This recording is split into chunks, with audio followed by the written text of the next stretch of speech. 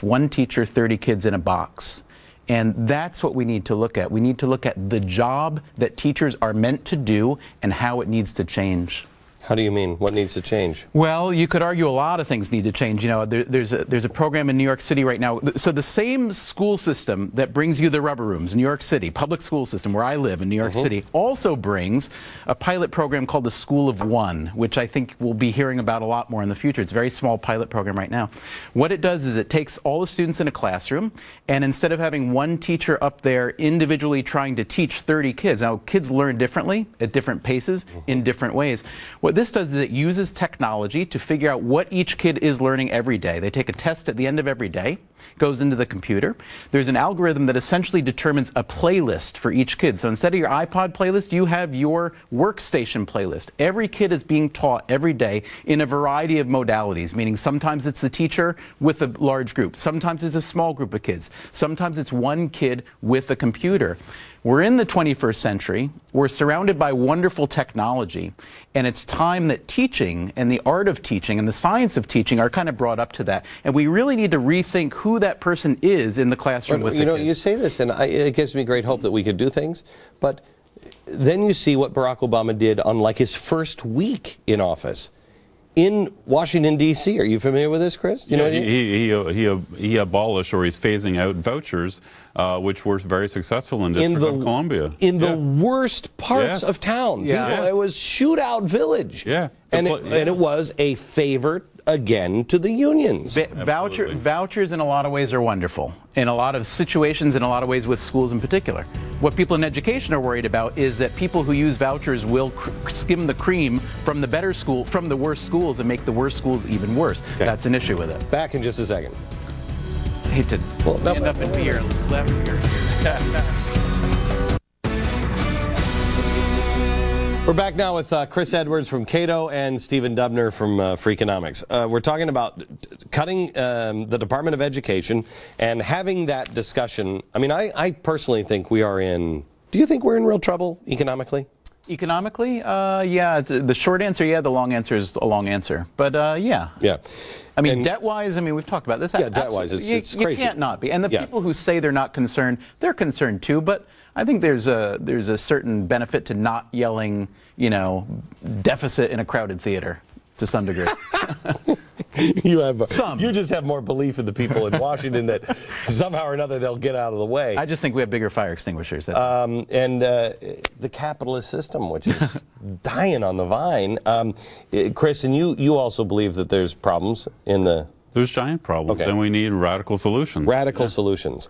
This one is not. Would you both agree that this is not a radical solution? Getting rid of the Department of Ed? Yeah, it would be perceived as one. It's radical for Arne Duncan, who runs it. Right.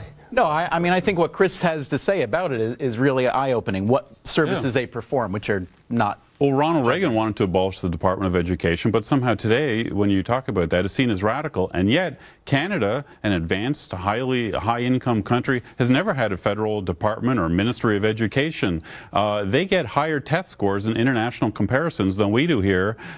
In the States, they've got more school choice, more vouchers, more charter schools, more innovation. They do not have any federal Department of Education. How is that possible? Because decentralized, innovative local school boards do better than a federal department. See, that's the thing. Even just intellectually. Yeah. Just say, look, I'm not for big government, but one of the reasons why I'm not is because I never see it work.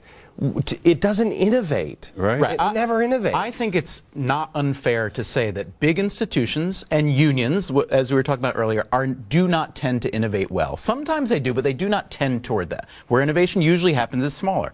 In education, where we're seeing the innovation now, there is a charter school outfit called KIPP, K-I-P-P, Knowledge is Power program. They're now nationally. Started with 2 Teach for America graduates who got sent to teach in Houston. They said, holy cow, this is hard. Teaching is incredibly hard, and everything about the current system makes it harder. What if we start from scratch?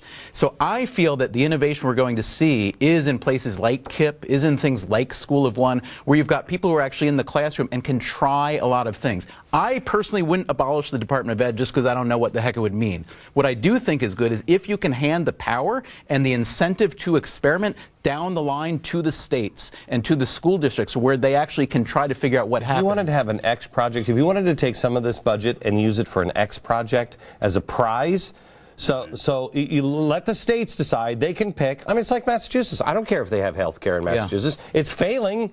Right. So now we shouldn't do what they just did, but that's what we should be doing with education. Have an X prize and be able to innovate our way and then let the states do it. Absolutely. One of the problems now is because the federal government spends all this money, all the focus on these lobby groups is on the spending, on the dollars. They lobby for more dollars. It's all about spending. It's not about innovation. It's not about new ideas and innovation. Just the teachers' lobbies, they want more money, and so it's all about money. I want to come back. I want to talk a little bit about higher education in colleges and what's just happened. We'll do that coming up next.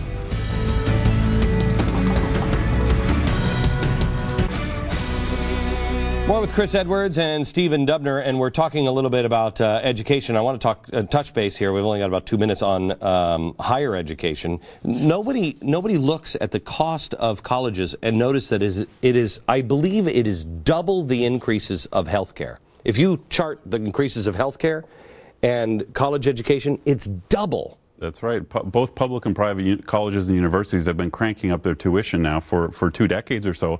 And part of the reason is because of this massive increase in federal student aid. Grants and loans has poured so much money into the system. Harvard and all the other universities figure they can get away with hiking up their tuition. So where does the money go? It doesn't help students. It helps the universities pay their professors more money for research and build new buildings and that sort of stuff. How does it seem to work that tenure works at colleges and tenure does not work for Who said tenure works in colleges? Oh, you mean why they have? Oh, why? Well, no, I mean, I could hook up with a lot of people who would tell you that the single best thing to be done in the university system is abolish tenure as well. Not just, so I think teachers unions in New York. Tenure would be important to me if you're in science or you're in religion or... Well, look, the original purpose that we all know, it's to protect academic freedom. It sounds great, but the instances in which it actually performs that function are pretty rare these days. Yeah, I've talked to, we just had college students here, and one college student told me that their professor said,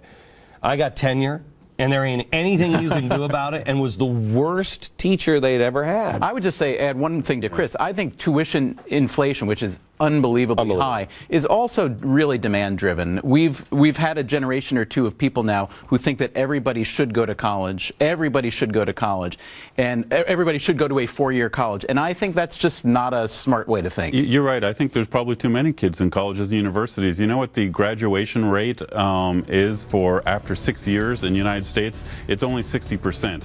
So 40% of the kids go to college, they never get a degree. We'll be right back. Thanks.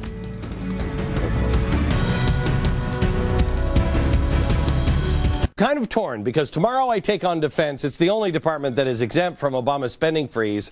You're going to love me and hate me tomorrow. You don't want to miss it. Now, let truth be your anvil and nonviolence your hammer, said Gandhi. Anything that doesn't stand the test when it's brought to the anvil of truth and hammered with nonviolence, rejected. We'll see you tomorrow from New York. Good night, America.